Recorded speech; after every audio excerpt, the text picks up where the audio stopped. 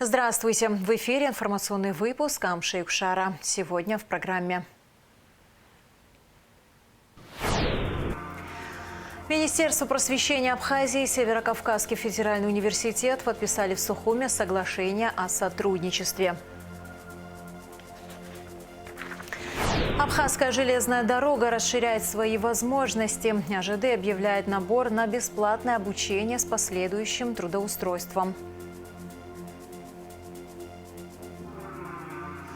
Памятник депутату парламента Абхазии Вахтангу Гуладзе открыли в селе Кутол. На памятном мероприятии присутствовали и воднополчане, депутаты парламента, представители общественности, школьники.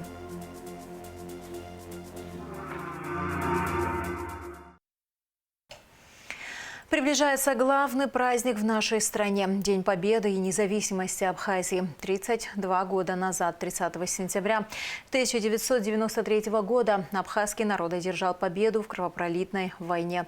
А 16 сентября началась последняя наступательная операция абхазской армии, вошедшая в историю под названием «Сентябрьское наступление».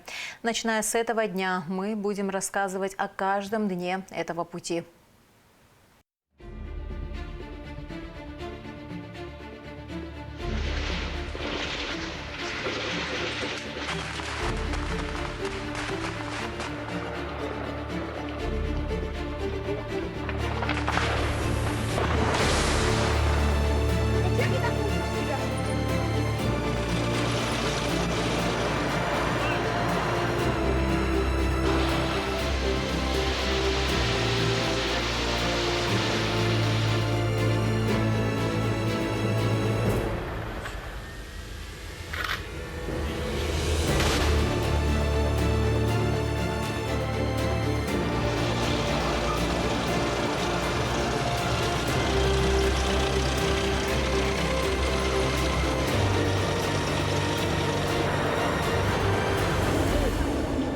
Сами стояли.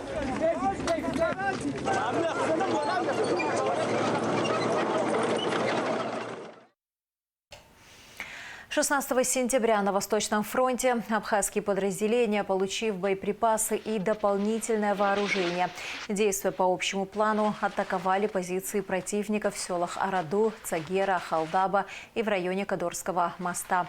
Задача была выполнена. Центральная автотрасса была перерезана. На Гумистинском фронте форсирована река Гумиста. Успешной атакой было освобождено село Нижний Каман. Установлен контроль над Верхнегумистинским мостом. Взят под контроль берег Гумисты от мраморного цеха до подножья горы Цугуровка возле объездной дороги. От Нижнегумистинского моста абхазские отряды выдвинулись вперед на 500-600 метров. Противник провел контратаку и добился тактического преимущества на данном участке. Но абхазские бойцы через Нижний Каман вышли к Саванской башне и недалеко от нее заняли позиции. Освободили села Одиш и Верхняя Линда, а также развилку Одиш-Гварда. 2025 год объявлен годом первого президента Абхазии Владислава Григорьевича Ардзенпа. В связи с этим в городах и районах республики проводятся культурно-образовательные мероприятия. Еще один проект, связанный с этим событием, стартует уже в ближайший четверг. Жителям и гостям нашей страны будет представлена фотовыставка, а также документальный фильм о Владиславе Ардзенпа. Первое мероприятие пройдет в Музее боевой славы в Сухуме 18 сентября. Спикер парламента Лаша Ашуба встретился с исполняющей обязанности ректора Северокавказского федерального университета Татьяной Шипзуховой и доцентом университета Максимом Трофимовым. В ходе встречи обсуждались актуальные вопросы в сфере образования и науки. Рады приветствовать вас от имени депутатов Народного собрания. Знаем, что буквально совсем недавно вы заняли эту ответственную позицию руководителя федерального университета. Мы с этим вас поздравляем. Уверены, что то сотрудничество, которое развивалось между СКФО и Республикой Абхазия уже на протяжении более 10 лет, оно будет продолжаться в том же конструктивном ключе. Оказываете большую помощь и поддержку нашим специалистам, преподавательскому сообществу. Много представителей Абхазии уже прошли курсы повышения квалификации, стажировку определенную в вашем вузе, поэтому За это вам огромная благодарность. Рассчитываем на то, что этот курс при вашем руководстве будет продолжен, а наше взаимодействие будет расширяться и приумножаться. Добро пожаловать. Однозначно мы готовы к сотрудничеству. Очень благодарны за теплый прием. Я думаю, что в дальнейшем мы готовы также сотрудничать по всем направлениям, потому что для меня Абхазия, она тоже очень близка. Судя по фамилии, вы это тоже прекрасно понимаете. И быт, отношения, все это я, конечно, с самого детства воспринимаю достаточно серьезно и очень близко. Поэтому мы готовы к сотрудничеству. Со своей стороны хочу сказать и пригласить вас в Северокавказский федеральный университет. Буду очень рада встретить, показать наш университет, рассказать о наших преподавателях, о студентах. Может быть, пройти дополнительно, может быть, вы встретитесь со студентами, с преподавателями, провести встречу. Для нас это тоже было бы очень приятно. Может быть, ваши преподаватели, ваши депутаты встретятся с нашими сотрудниками и студентами. Мне кажется, это достаточно было бы интересно, может, на первых порах дополнительно продолжить наше сотрудничество. Министерство просвещения Абхазии и Северокавказский федеральный университет подписали в Сухуме соглашение о сотрудничестве. Подписи под соглашениями поставили министр просвещения Хана Гунба и исполняющая обязанности ректора СКФУ Татьяна Шебзухова. Соглашение охватывает широкий спектр направлений, включая общее, среднепрофессиональное и высшее образование, науку и молодежную политику. Министр просвещения Хана Гунба отметила, что впереди предстоит большой объем работы и выразила надежду на плотное, активное и продуктивное сотрудничество с университетом. У нас очень большой проработанный объем работы. С 2014 года Министерство просвещения взаимодействует с Северокавказским федеральным университетом. Мы дорожим этой дружбой, мы нацелены дальше развивать наши взаимоотношения. Очень надеемся на наше плотное, активное, продуктивное взаимодействие. Спасибо. На самом деле многолетнее сотрудничество дает уже свои результаты. Более 3000 специалистов обучилась за этот период в Северокавказском федеральном университете по 66 программам. Надеюсь, что и дальше мы будем также сотрудничать. После подписания соглашения Хана Гунба и Татьяна Шебзухова посетили 4-ю среднюю школу, где в рамках соглашения между Министерством просвещения Абхазии и Северокавказским федеральным университетом сейчас проходят курсы повышения квалификации для учителей физики. Министр просвещения подчеркнула важность сотрудничества в сфере образования. Она отметила, что повышение квалификации учителей является одним из приоритетных направлений работы. Взаимодействие Министерства просвещения с Северокавказским федеральным университетом далее будет продолжено. Наше взаимодействие будет проходить в партнерстве с Абхазским государственным университетом, так как это национальный ведущий вуз наш, мы на него опираемся. Сегодня в рамках нашего соглашения в Сухумской 4-й школе проходят курсы повышения квалификации учителей предмета физики для того, чтобы нашим учителям легче было готовить учащихся наших общеобразовательных учреждений ко всероссийским олимпиадам по предмету физика. Уверена в том, что это очень полезные, короткие курсы, которые с удовольствием наши учителя пройдут. Сотрудничество между Министерством просвещения Абхазии и Северокавказским федеральным университетом ведется с 2014 года. Подписанный договор стал первым официальным документом, закрепившим это партнерство. Гунда Шоу, Давид Хашик, Раму Камки, Абхазское телевидение. Академия наук Абхазии и Северокавказский федеральный университет подписали соглашение о сотрудничестве на новый 5-летний срок. Стороны планируют взаимодействовать в вопросах обучения сотрудников Академии наук в аспирантуре СКФУ с последующими защитами в диссертационных советах университета, а также осуществлять совместные исследования природных очагов распространения особо опасных инфекций. здесь у вас, Академии наук, мы очень много наслышаны. Я достаточно много прочитала, посмотрела о каждом вашем ученом, какими науками занимаетесь, какие труды пишете. Нужно сказать и отдать должное, что у вас на самом деле очень серьезные ученые. И не зря мы уже столько лет сотрудничаем вместе, сделано очень много, но я думаю, что нам предстоит еще сделать значительно больше, а может быть наметить и договориться и продумать какие-то, освоить новые неизведанные ниши.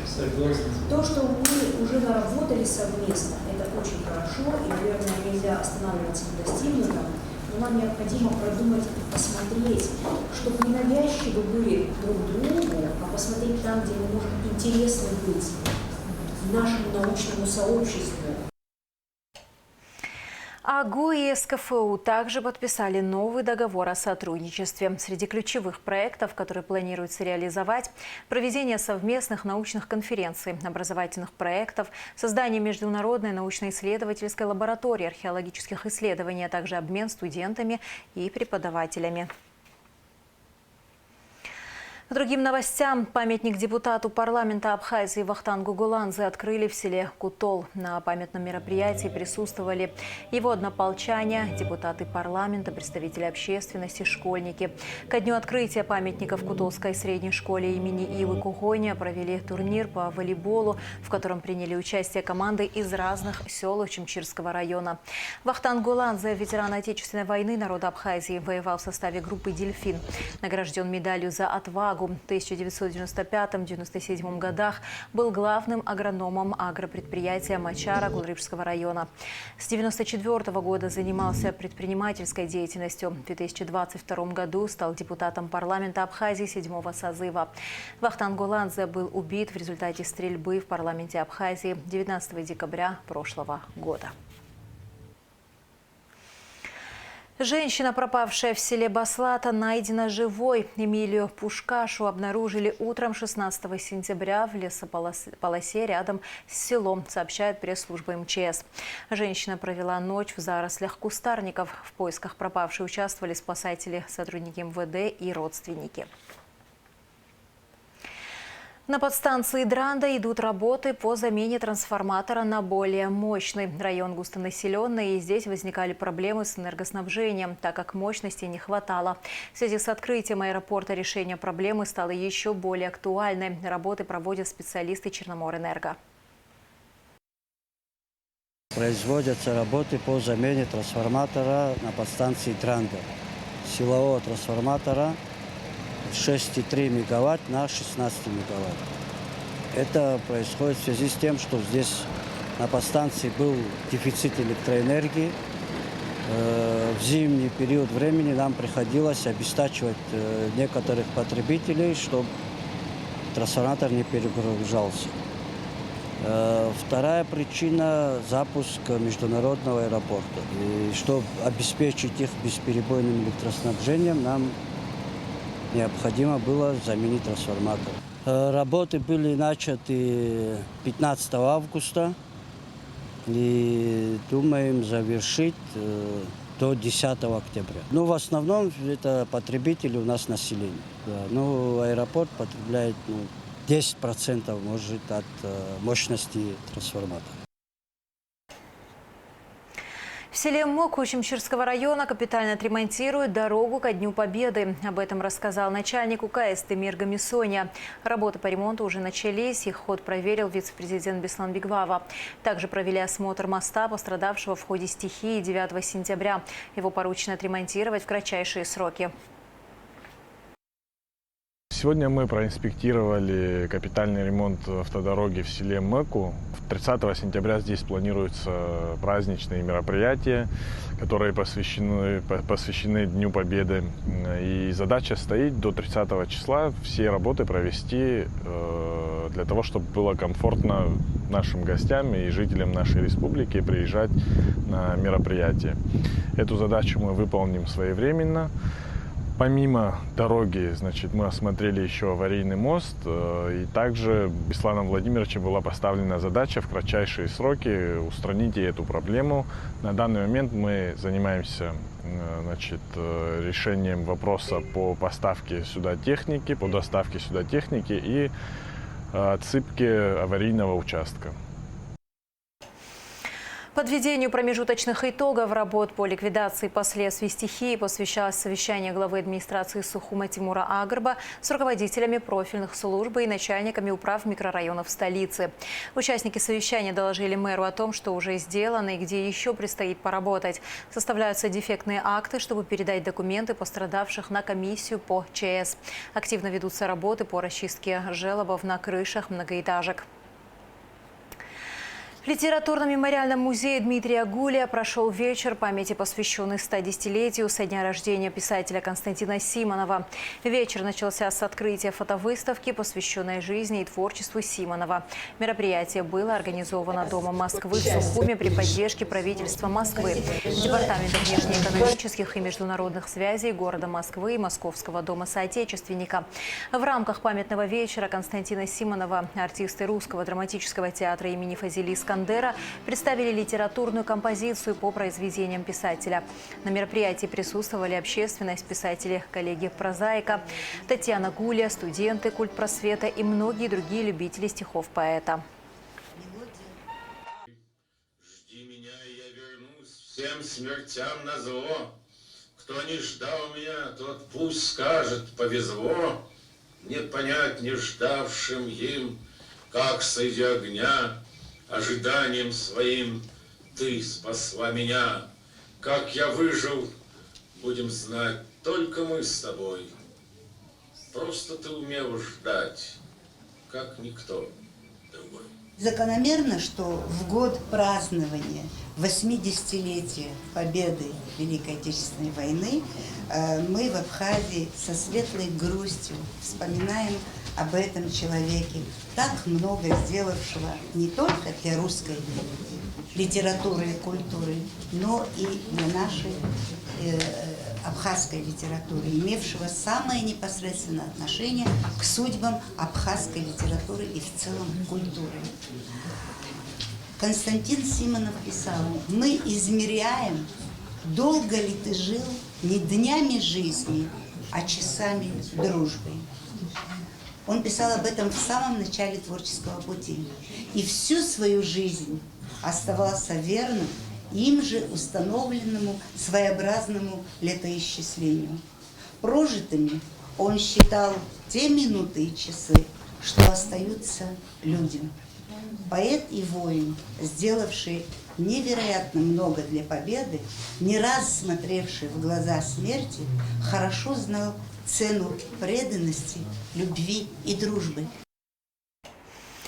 200 светильников будут использованы для подсветки на объектах в Сухуме. Тимур Агрб обсудил с делегацией из Нижнего Новгорода установку световых подсветок на ряде объектов историко-культурного наследия в столице. От перечня объектов до визуализации цветов и светодинамики. Также проговаривались цвета подсветки эвкалиптов. Участники совещания взяли во внимание отзывы сухумцев, озвученные после подсветки нескольких деревьев. Решено ограничиться 2 цветами – белым и зеленым. Колоннаду и мэрию успеют подсветить ко Дню Победы 30 сентября. Железнодорожники – люди особой закалки. Благодаря их труду миллионы людей и тонны грузов ежедневно передвигаются по всему миру. Абхазская железная дорога расширяет свои возможности. Растут грузоперевозки и пассажиропоток. Неудивительно, что АЖД необходимы молодые специалисты, которые пополнят ряды дружного коллектива. Лаура Капш продолжит тему. Железнодорожный транспорт играет важную роль в экономике страны и является одним из основных средств перевозки грузов и пассажиров. Но здесь стоит отметить, что за каждым движущимся поездом стоит целая команда профессионалов, обеспечивающих его техническое состояние и безопасность. Любой желающий имеет возможность стать частью команды Абхазской железной дороги и получить одну из востребованных профессий в локомотивном депо. АЖД объявляет набор на бесплатное обучение с последующим трудоустройством. У нас на предприятии Абхазской железной дороги введена такая программа обучения молодых специалистов внутри предприятия. Целью данного обучения является нехватка специалистов. И мы решили это делать путем обучения внутри предприятия. Востребованные профессии у нас на сегодняшний день это слесарь, помощник машиниста и машинист. Формат обучения – теоретическая и практическая подготовка под руководством опытных наставников. Продолжительность обучения от 1 до 5 месяцев, включая производственную практику. Преимущество обучения состоит в том, что оно полностью бесплатное. После успешного завершения учебы предприятие гарантирует трудоустройство, стабильный доход, карьерный рост. Также стоит отметить, что уже в процессе обучения молодые люди будут получать заработную плату от 30 тысяч рублей. Есть заявки, молодые люди интересуются, мы принимаем заявки, потом они уже по собеседованию они будут зачислены на обучение. Производство увеличивается и, конечно же, идет нехватка. Потом понятно, что люди уходят на пенсию, и молодых нужно привлекать к работе, чтобы у нас была какая-то замена. Для зачисления на обучение необходимо обратиться в отдел кадров РУП АЖД и пройти собеседование, предоставить необходимые документы, в том числе паспорт гражданина Абхазии, документ о среднем либо среднем специальном образовании, справку об отсутствии судимости, медицинскую справку. За более подробной информацией можно обращаться по номеру телефона, который вы видите на экране. Кто хочет сделать дело, ищет средства, а кто не хочет, ищет причину. Если вы хотите работать именно под таким девизом, то Абхазская железная дорога ждет вас на бесплатное обучение. Лаура Капш Ахрамичба, Абхазское телевидение.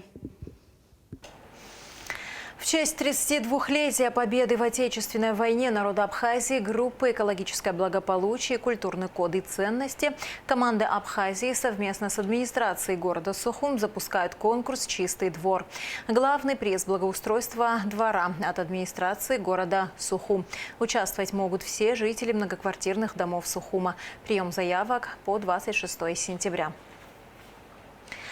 Администрация Сухума, Абхазский госуниверситет и группа «Комфорт и безопасность» команды Абхазии объявляют конкурс на создание концепции ландшафтного проекта Апельсиновой улицы по улице Джанашия. Для участия в конкурсе необходимо предоставить общую концепцию озеленения улицы, дизайн элементов городской среды, лавочек, урны и другие.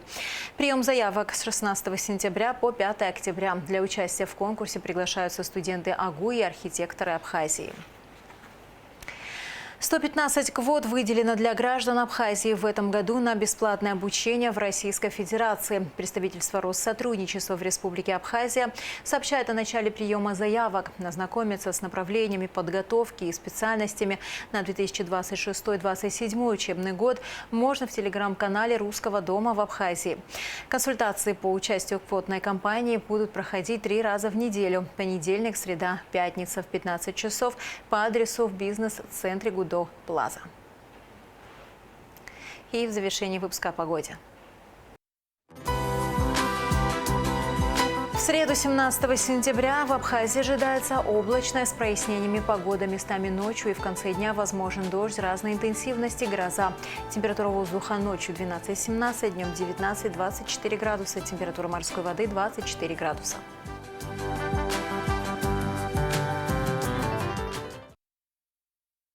На этом наш выпуск завершен. До скорых встреч в эфире.